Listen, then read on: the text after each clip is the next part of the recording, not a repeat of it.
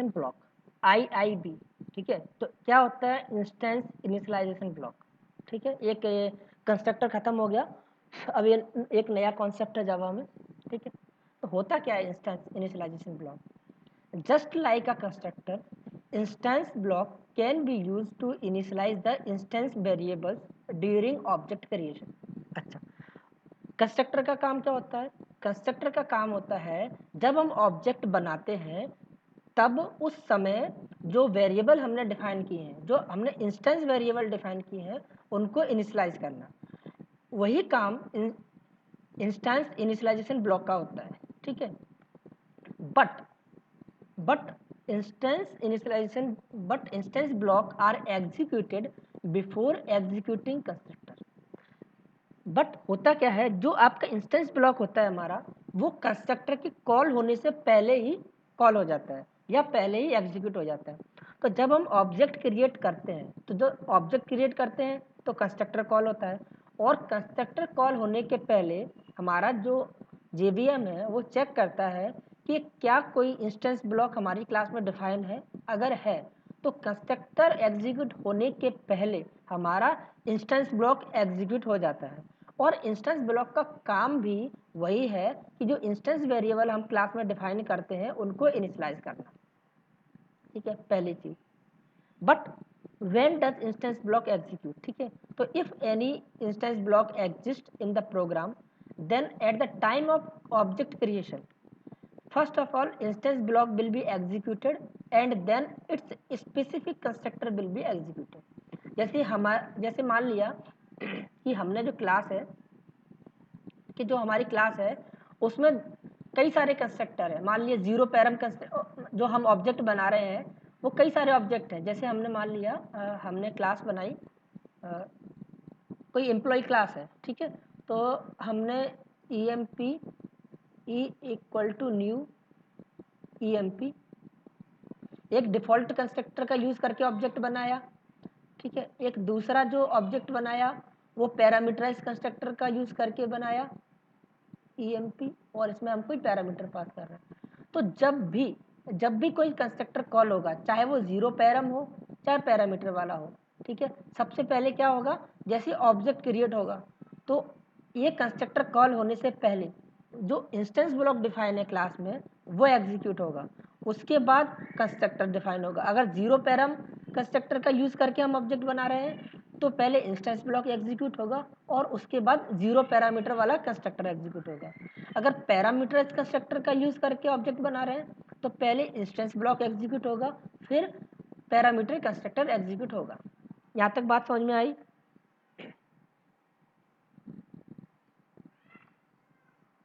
Yes sir. अगर नहीं आई है तो आगे और क्लियर पिक्चर होगी, ठीक है। अब नीड, अच्छा पहले हम देखते हैं कि इंस्टेंस ब्लॉक कैसे एग्जीक्यूट करते हैं, फिर इसकी नीड समझेंगे कि इसकी ज़रूरत क्या पड़ी। अच्छा ठीक है, तो सिंटेक्स क्या होता है? सिंटेक्स सिर्फ इतना होता है, करली ब्रेसेस स्टार्ट करते हैं, करली ब्रेसेस बंद करते हैं, और उसके बीच में हम जो भी कुछ लिखेंगे, जो कुछ भी लिखेंगे, ठीक है, इसमें हम वेरिएबल को इनिशियलाइज भी कर सकते हैं। मान लिया हमने वेरिएबल डिफाइन किया इंट आई, ठीक है, तो यहाँ पे इसके अंदर हम i इक्वल टू 10 वैल्यू भी दे सकते हैं, कोई भी स्टेटमेंट प्रिंट करा सकते हैं। बट शर्त ये होती है, ये जो ब्लॉक होता है इसको इंस्टेंस ब्लॉक बोलते हैं। यहाँ पे कुछ नाम नहीं है, जैसे मेथड के आगे हम मेथड का नाम देते हैं, कंस्ट्रक्टर के लिए हम क्लास का नाम देते हैं, वैसे ही इंस्टेंस ब्लॉक में कुछ नहीं देते, बस ये करली ब्रेसेस स्टार्ट करते हैं, उसके अंदर कोड लिखते हैं और बंद कर देते हैं। तो इसी को बोलते हैं इंस्टेंस ब्लॉक। और ये कब एग्जीक्यूट होता है? ये जो एग्जीक्यूट होता है वो कंस्ट्रक्टर एग्जीक्यूट होने के पहले एग्जीक्यूट होता है, ठीक है।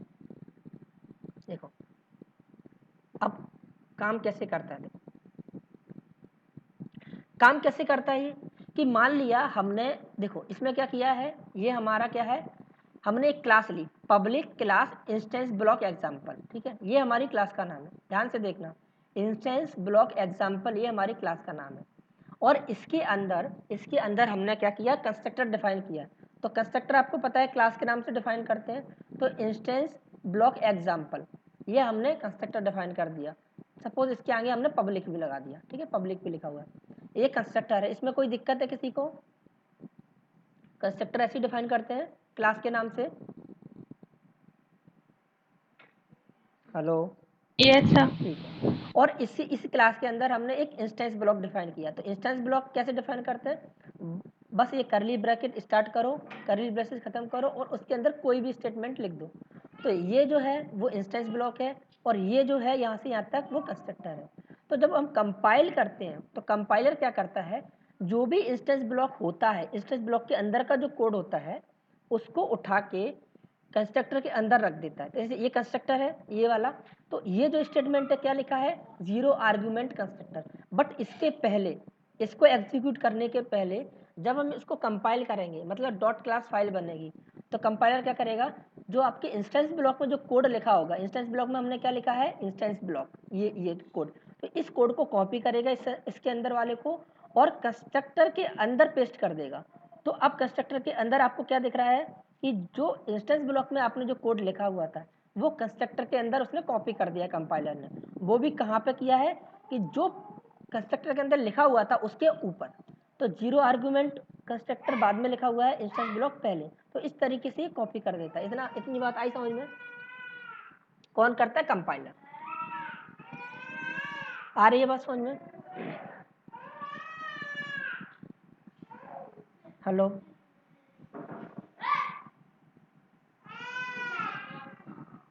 हेलो, हाँ सर। ठीक है। तो जब होता क्या है, जब कंस्ट्रक्टर एग्जीक्यूट होगा, जब कंस्ट्रक्टर एग्जीक्यूट होगा तो पहले ये वाली लाइन एग्जीक्यूट हो जाएगी, फिर ये वाली लाइन हो जाएगी। तो आउटपुट क्या आएगा इसका, इंस्टेंस ब्लॉक और 0 आर्गुमेंट कंस्ट्रक्टर। ठीक है। तो हमको ये फील होगा, मतलब हुआ क्या एक्चुअल में, हमें लगेगा कि पहले इंस्टेंस ब्लॉक एग्जीक्यूट हुआ और फिर कंस्ट्रक्टर एग्जीक्यूट हुआ। बट कंपाइलर ने एक्चुअल में क्या कर दिया कि जो इंस्टेंस ब्लॉक के अंदर जो कोड लिखा हुआ था उसी को कंस्ट्रक्टर के अंदर कॉपी कर दिया। ठीक है, चीजें क्लियर हुई?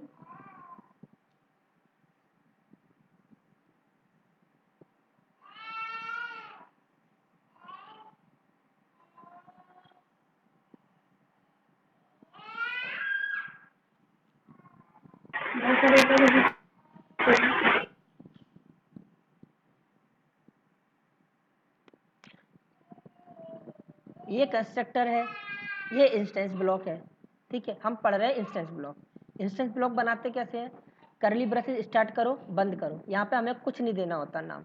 इसके अंदर आप जो भी लिखोगे, ठीक है, मान लीजिए हमने ये लिख दिया, हम इसमें प्रिंट करा रहे हैं इंस्टेंस ब्लॉक। ठीक है। तो इंस्टेंस ब्लॉक एग्जीक्यूट कब होता है, वो एग्जीक्यूट होता है कंस्ट्रक्टर के एग्जीक्यूट होने से पहले। तो कंस्ट्रक्टर एग्जीक्यूट होगा उसके पहले इंस्टेंस ब्लॉक एग्जीक्यूट हो जाएगा। तो अगर ये हमारी क्लास होगी तो आउटपुट क्या आएगा, आउटपुट क्या आएगा,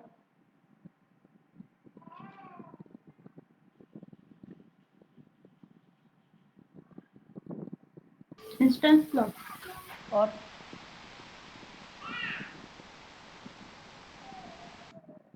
अकेला इंस्टेंस ब्लॉक आएगा।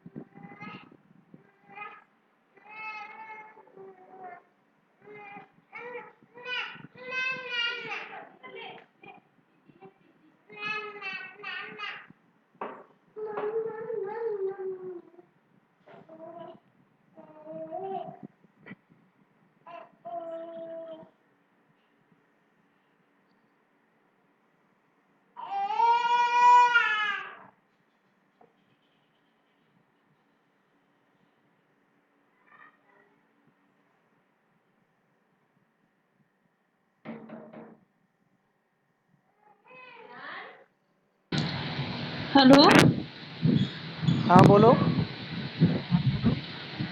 सर, आप बोल ही नहीं रहे। जब मैं बोलता हूँ तो आप लोगों की बोलती बंद रहती है, तो मुझे भी लगा, मैं भी चुप हो जाता हूँ। दोनों यही खेलते हैं सब लोग मिलके, मौन व्रत वाला कंसेप्ट खेलते हैं कि आप भी मत बोलो मैं भी नहीं बोलता, देखते रहो। नहीं सर, बोलिए आप। नहीं तो मैं क्या करूँगा बोल के। मेरा काम आपको सिखाने का है, आपका काम है सीखना नहीं है, फिर क्या मतलब है? दोनों लोग सॉरी टाइम सर। बता। मैं आउटपुट पूछ रहा हूँ, आपको समझ में नहीं आ रहा तो दोबारा समझाने की बोल रहा हूँ। आप बोलते ही नहीं हो कुछ, आखिरी में जाके जब पूरा कंसेप्ट खत्म हो जाए फिर बोलोगे समझ में नहीं आया, फिर मैं समझाऊँ चिल्लाऊँ फिर से। 1 घंटा चिल्लाने की कैपेसिटी नहीं बचती है जब शाम को 6 बजे तक आप काम करते हो। उसके बाद भी आपको लगता है कि चुप रह के सीख जाओगे जावा, तो गलतफ़हमी है आपकी। समझ में आ रहा है तो बताओ, नहीं आ रहा तो बस सर ये समझ में नहीं आ रहा। अभी मैं पूरा बता दूंगा। हाँ सर, आ गया। तो मैंने आउटपुट पूछा कि मैंने वही पूछा तो समझ में नहीं आया किसी को, तो नहीं आया तो मैं दोबारा समझा रहा हूँ। फिर मैं पूछ रहा हूँ इसका आउटपुट क्या आएगा, अगर ये समझ में आ गई बात तो आउटपुट बताओ, नहीं आई तो फिर से बताओ कि भाई नहीं आया मुझे समझ में, क्या आएगा इसका आउटपुट। Okay sir. सर इसका आउटपुट आएगा इंस्टेंस ब्लॉक, उसके बाद आएगा जीरो आर्गुमेंट कंस्ट्रक्टर। जी हाँ, ठीक है। ये क्यों आएगा, क्योंकि मैं बता रहा हूँ कि जब भी हम ऑब्जेक्ट बनाते हैं, जब भी ऑब्जेक्ट बनाएंगे, अब मान लो ये क्लास है, ठीक है, इंस्टेंस ब्लॉक एग्जाम्पल। अगर मैंने इसका ऑब्जेक्ट बनाया तो शॉर्ट में लिख रहा हूँ मैं इंस्टेंस ब्लॉक एग्जाम्पल, ठीक है। अब मैंने ऑब्जेक्ट बनाया इक्वल टू न्यू IBE, ठीक है, ये ऑब्जेक्ट बनाया मैंने। तो पीछे क्या है, ये कौन सा कंस्ट्रक्टर है, डिफॉल्ट कंस्ट्रक्टर। डिफॉल्ट। तो ये क्लास में देखेगा डिफॉल्ट कंस्ट्रक्टर है कि हाँ है, फिर क्लास में देखेगा क्या कोई इंस्टेंस ब्लॉक है इसमें, है, तो पहले क्या एग्जीक्यूट होगा इंस्टेंस ब्लॉक, ठीक है। उसके बाद जो जो कंस्ट्रक्टर है जीरो आर्गुमेंट कंस्ट्रक्टर है, तो जीरो आर्गुमेंट कंस्ट्रक्टर कॉल होगा। अगर यहाँ पे हम पैरामीटर कंस्ट्रक्टर का यूज करके ऑब्जेक्ट बनाते, कुछ पैरामीटर पास करते, यहाँ पे भी क्लास में कोई पैरामीटर कंस्ट्रक्टर होता तो उसमें भी पहले इंस्टेंस ब्लॉक एग्जीक्यूट होता, फिर वो पैरामीटर कंस्ट्रक्टर एग्जीक्यूट होता, ठीक है। तो कंसेप्ट यही है कि जो इंस्टेंस ब्लॉक होते हैं वो कंस्ट्रक्टर के एग्जीक्यूट होने से पहले एग्जीक्यूट हो जाते हैं, ठीक है, ये कॉन्सेप्ट है। अब ये होता कैसे एक्चुअल में, तो एक्चुअल में हमको लगता है कि पहले एग्जीक्यूट हो गया, बट एक्चुअल में क्या हुआ, कंपाइलर ने क्या किया बड़ी चालाकी से, जो कोड लिखा था इंस्टेंस ब्लॉक के अंदर ये वाला, उसको उसने कॉपी कर दिया किसमें, जो कंस्ट्रक्टर है उसके अंदर ही कॉपी कर दिया, कैसा, ऐसे। और वो जो लाइन यहाँ पे लिखी थी इसके अंदर कंस्ट्रक्टर के अंदर, उसके ऊपर सारा का सारा जो इंस्टेंस ब्लॉक का कोड था वो कॉपी कर दिया। तो कंपाइलर होने के बाद ऐसा कोड हो गया, तो जब इसको रन करेगा तो पहले इंस्टेंस ब्लॉक एग्जीक्यूट हो जाएगा, फिर जीरो आर्गुमेंट कंस्ट्रक्टर प्रिंट हो जाएगा। इतनी बात आई समझ में, हाँ यस सर। सर। किसी को कोई डाउट। No sir. ठीक है, सर एक और बता दीजिए, मैंने अभी ज्वाइन किया है। तो पहली चीज है कि क्लास को 5 मिनट पहले का ज्वाइन करने को बोलता हूँ मैं, ठीक है। अब आप वीडियो देख लेना, ठीक है, चलो छोड़ो, ओके सर। ठीक है। अब देखो इसका एग्जाम्पल देखते हैं अपन, हाँ?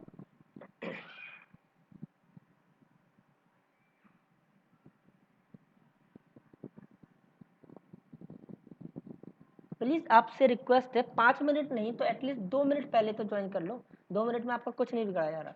मैं शार्प 7 बजे आ जाता हूँ, आप लोग पता नहीं कौन से कामों में बिजी रहते हो, कौन सी जॉब कर रहा है ऐसी। अलार्म लगा लो 5 मिनट पहले की अगर आप भूल जाते हो तो।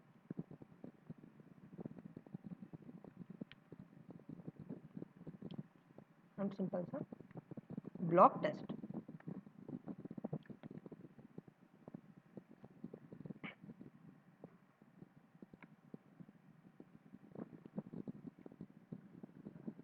ठीक है। अब इसके अंदर हम क्या कर रहे हैं, हमने पहले तो बनाया कंस्ट्रक्टर। अब कंस्ट्रक्टर भी हम क्या करेंगे, इसमें 2-3 कंस्ट्रक्टर, पहले एक कंस्ट्रक्टर को बना कर देखते हैं, पब्लिक, ठीक है, डिफॉल्ट कंस्ट्रक्टर बनाया हमने और इसके अंदर एक स्टेटमेंट प्रिंट करा रहे हैं।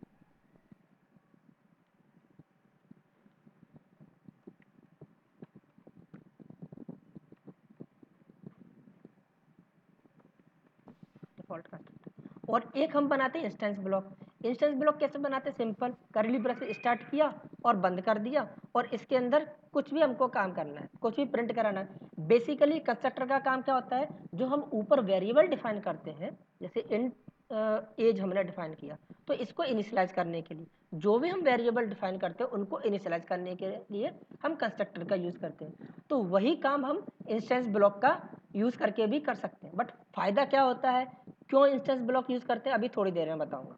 ठीक है, तो अभी हम कुछ इनिशियलाइज नहीं कर रहे हैं, हम जस्ट प्रिंट करके देख रहे हैं कि काम कैसे कर रहा है। ठीक है, इंस्टेंस ब्लॉक, इंस्टेंस ब्लॉक। ठीक है, अब हम क्या करेंगे, हम इसका ऑब्जेक्ट बनाते हैं।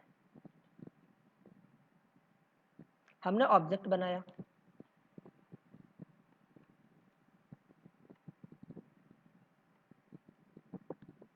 ठीक है। अच्छा, अब क्या होगा, जब ये ऑब्जेक्ट बनेगा तो पीछे है डिफॉल्ट कंस्ट्रक्टर, तो ये डिफॉल्ट कंस्ट्रक्टर को ढूंढेगा। ठीक है, जेवीएम जो इसको रन करता है, जेवीएम क्या होता है वो भी हम सीखेंगे। जो हमारे जावा का प्रोग्राम होता है वो जेवीएम रन करता है, तो मान लिया, ठीक है, तो जेवीएम डिफॉल्ट कंस्ट्रक्टर को ढूंढेगा, डिफॉल्ट कंस्ट्रक्टर मिल गया। बट वो ढूंढेगा क्या इस क्लास में कोई इंस्टेंस ब्लॉक डिफाइन है, हाँ भाई है, डिफाइन है। तो पहले क्या करेगा, वो इंस्टेंस ब्लॉक को एग्जीक्यूट करेगा।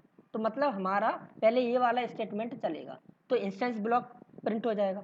फिर ये जो कंस्ट्रक्टर है वो रन होगा, तो ये डिफॉल्ट कंस्ट्रक्टर प्रिंट हो जाएगा। ठीक है, जब इसको रन करते हैं,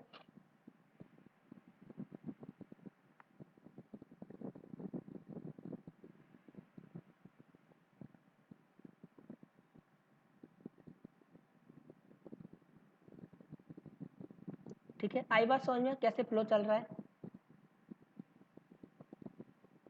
हाँ सर। ठीक, किसी कोई दिक्कत,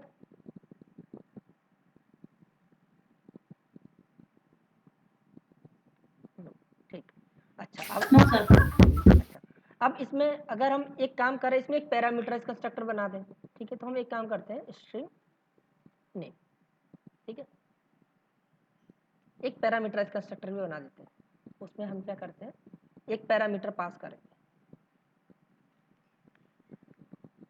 इसमें हमने नेम पास कर दिया,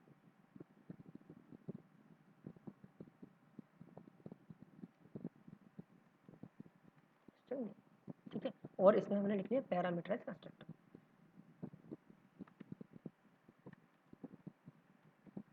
पैरामीटराइज कंस्ट्रक्टर। ठीक, अच्छा। अब हम फिर से ऑब्जेक्ट बना रहे हैं, एक दूसरा ऑब्जेक्ट, इसके अंदर हम पैरामीटर पास कर रहे हैं। चलो हमने कोई नेम पास कर दिया, ठीक है, नाम पास कर दिया, कोई स्ट्रिंग पास कर दी बेसिकली।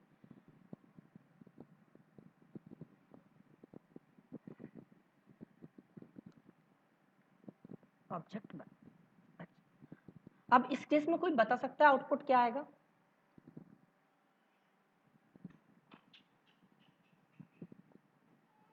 हाँ सर। सर सबसे पहले इंस्टेंस ब्लॉक आएगा, फिर उसके बाद में डिफॉल्ट कंस्ट्रक्टर आएगा और फिर पैरामीटराइज्ड कंस्ट्रक्टर आएगा। ओके, कोई और बताएगा। हाँ सर, पहले है ना हम्म, इंस्टेंस ब्लॉक आएगा, फिर डिफॉल्ट कंस्ट्रक्टर, फिर पैरामीटर कंस्ट्रक्टर आएगा। ओके, और कोई,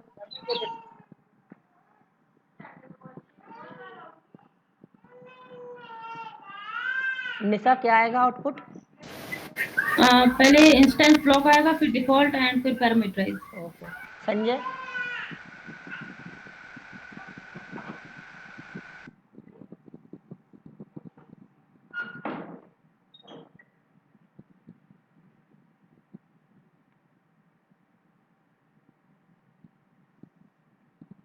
संजय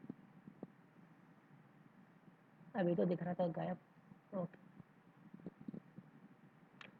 उत्तम क्या आउटपुट आएगा, उत्तम। तो मैंने तो बताया था अभी। अच्छा, पाड़ सिंह आप बताओ।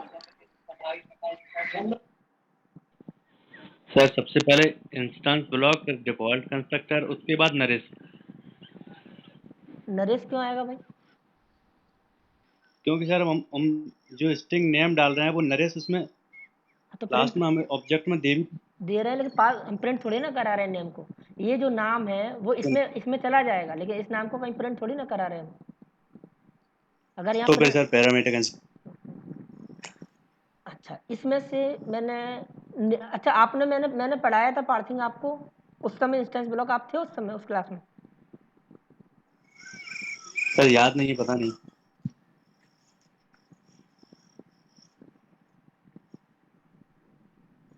आप चलो जो नए लोग हैं चलो उनका तो मैं मान सकता हूँ, लेकिन 2-3 जो पुराने लोग हैं उनको भी नहीं पता कुछ भी।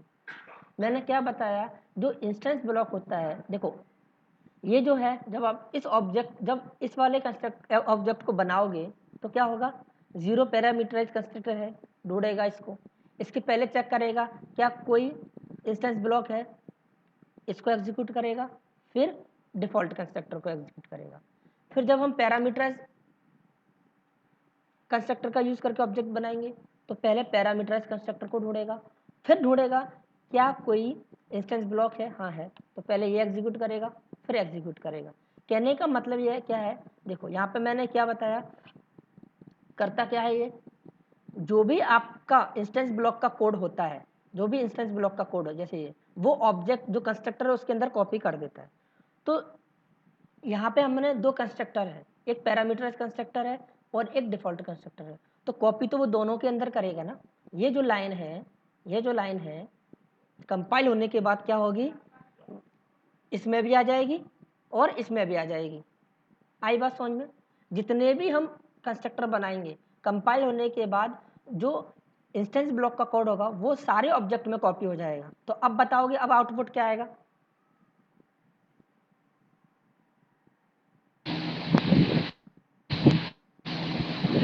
सर अब पहले इंस्टेंस ब्लॉक आएगा, फिर डिफॉल्ट कंस्ट्रक्टर, फिर उसके बाद फिर इंस्टेंस ब्लॉक, फिर पैरामीटराइज कंस्ट्रक्टर। ओके, और किसी को, और कोई सजेस्ट? तो जो दीपक ने बताया वो सेम। ओके, कोई और हटके बताना चाहेगा या same? No sir. Okay good, ठीक है। तो एक्चुअल में यही होगा, क्या होगा कि जितनी बार भी जो भी कंस्ट्रक्टर चलेंगे, जितने भी कंस्ट्रक्टर का यूज करके हम ऑब्जेक्ट बनाएंगे उतनी बार इंस्टेंस ब्लॉक एग्जीक्यूट होगा, ठीक है। इंस्टेंस ब्लॉक डिफॉल्ट कंस्ट्रक्टर, फिर इंस्टेंस ब्लॉक पैरामीटराइज कंस्ट्रक्टर। आ रही है बात समझ? तो जितनी बार जो जो कंस्ट्रक्टर कॉल होगा उतनी बार इंस्टेंस ब्लॉक एग्जीक्यूट होगा। आई बात समझ में? अगर सर जैसे एक में इंस्टेंस ब्लॉक लिख दिया और जैसे सेकंड में नहीं लिखा तो ये देखो ऑटोमेटिक हो जाएगा ना, ये हम नहीं लिखते, हम तो सिर्फ इंस्टेंस ब्लॉक लिखते हैं, वो कंपाइलर करता है। कंपाइलर हाँ। जितने भी कंस्ट्रक्टर होंगे उनमें इंस्टेंस ब्लॉक का कोड कॉपी कर देगा। ऐसा नहीं है कि एक में करेगा दूसरे में नहीं करेगा, वो जितने भी उसको कंस्ट्रक्टर मिलेंगे सब में कॉपी कर देगा। और अगर इंस्टेंस ब्लॉक नहीं लिखते हैं तो कुछ नहीं, सिंपल।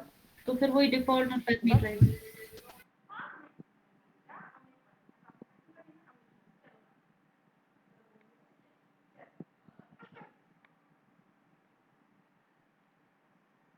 कोई डाउट? ओके। ओके,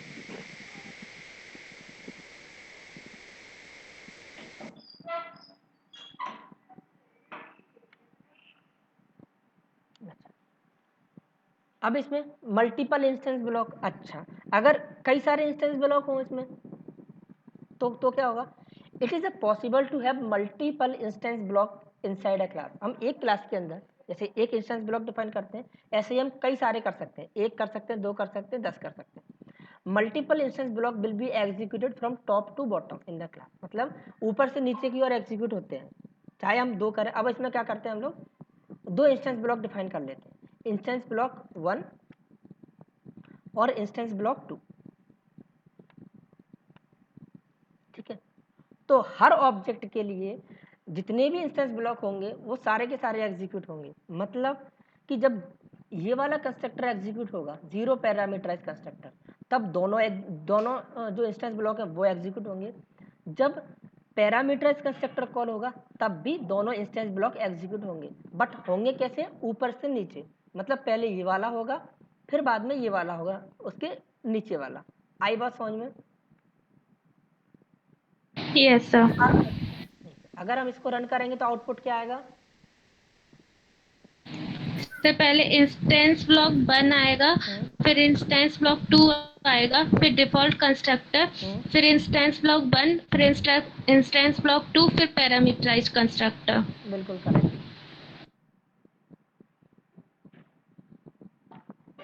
देखो instance block 1, instance block 2, default constructor, ठीक है।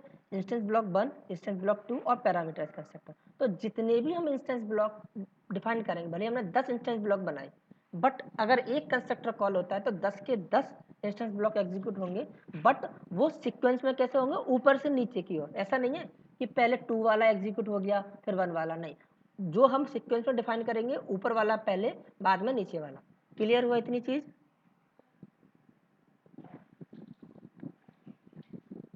क्लियर हुआ इंस्टेंस ब्लॉक? Yes sir. अब देखो, ये तो हो गया कि इंस्टेंस ब्लॉक क्या होता है और कब एग्जीक्यूट होता है, कितने सारे हम डिफाइन कर सकते हैं, ठीक है। अब चलते हैं इसको कि इसका यूज क्या है, क्यों इसकी जरूरत पड़ती है या कब पड़ेगी इसकी जरूरत, ठीक है। तो देखो, need of instance block, because instance block are executed whenever the object is created, ठीक है। So if we want to write a logic which we want to execute on the creation of all kinds of objects, then using instance block is a good idea to avoid writing the same logic inside every constructor. इस कहानी का मतलब क्या है कि जैसे जैसे अभी हम क्या करते हैं, इसको हटा, आप कोई ऐसा लॉजिक लिखना चाहते हो, आप कोई ऐसी ऐसी बात या कोई ऐसा मैसेज, ऐसा लॉजिक लिखना चाहते हो कि वो तब एग्जीक्यूट हो जब भी कोई कंस्ट्रक्टर एग्जीक्यूट हो। मतलब मैं ऐसा चाहता हूं कि जब भी मेरा कोई कंस्ट्रक्टर एग्जीक्यूट हो तो उसके पहले एक मैसेज प्रिंट हो। क्या मैसेज प्रिंट हो? You're welcome to my Java class. तो मैं कैसे कर सकता हूं?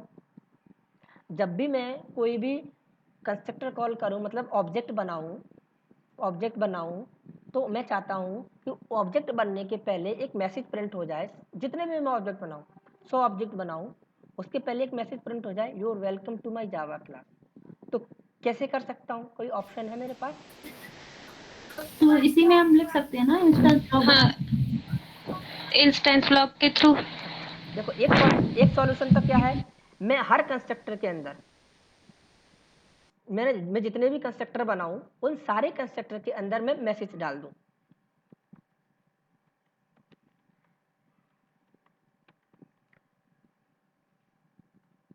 एक सॉल्यूशन तो ये है कि मैं इसके अंदर भी मैसेज डाल दूं, इसके अंदर भी मैसेज डाल दूं, ठीक है। तो जब भी मैं ऑब्जेक्ट बनाऊंगा ये मैसेज प्रिंट हो जाएगा। एक सॉल्यूशन तो ये है, बट इसमें मुझे कोड कितनी बार लिखना पड़ेगा?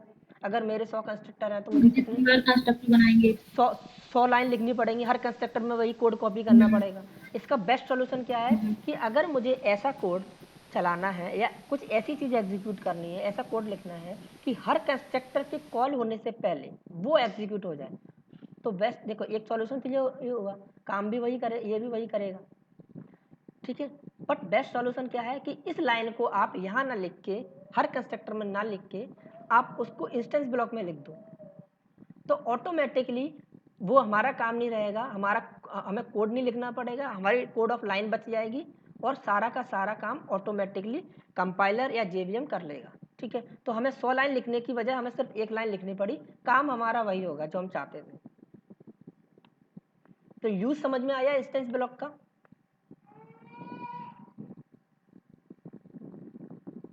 Yes sir. हाँ सर।